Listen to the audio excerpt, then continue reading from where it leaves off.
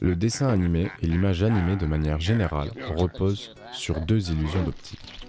La première est basée sur l'effet Phi. Lorsque l'œil voit successivement deux dessins très proches, le cerveau va imaginer entre les deux la transition la plus logique qui peut s'assimiler à un mouvement. Ce qui fait que, pour animer un dessin, nous ne sommes pas obligés de représenter l'intégralité du mouvement, mais quelques étapes à intervalles réguliers de celui-ci. Concrètement, quelques dizaines d'images par seconde suffisent pour donner l'illusion d'un mouvement tout à fait naturel, comme si le dessin se mettait à vivre réellement.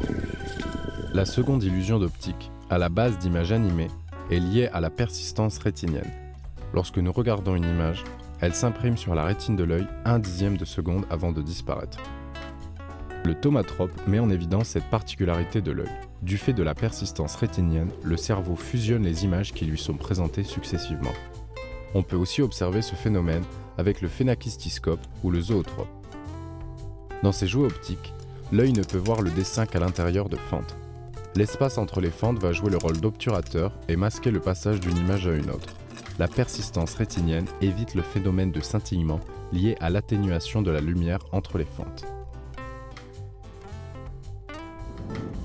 Parmi toutes ces inventions qui, au XIXe siècle, émerveillent le monde en donnant vie à des dessins, l'une d'elles, le praxinoscope d'Émile Reynaud, servira à son inventeur de principe de base pour mettre au point son théâtre optique, appareil permettant la projection des pantomimes lumineuses.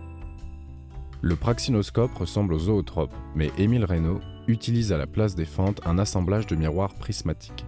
Avec cet ingénieux système, il n'y a plus d'obstruction de l'image. Le rendu est plus lumineux.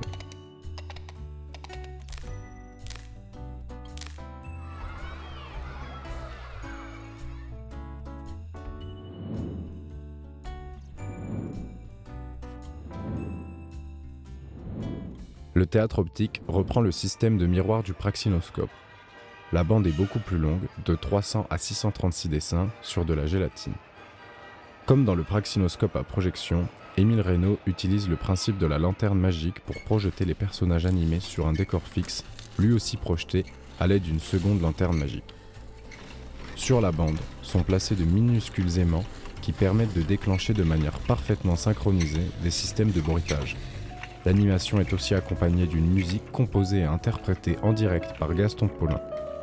Lors de ces pantomimes lumineuses, c'est Émile Reynaud lui-même qui actionne son théâtre optique. La première séance a lieu le 28 octobre 1892 au cabinet fantastique du musée Grévin. Les pantomimes lumineuses sont aussi les premiers dessins animés au sens actuel du terme, c'est-à-dire des personnages animés évoluant dans des décors et accompagnés d'une bande sonore synchronisée pour raconter une histoire. Nous sommes 3 ans avant les premières projections cinématographiques des Frères Lumière.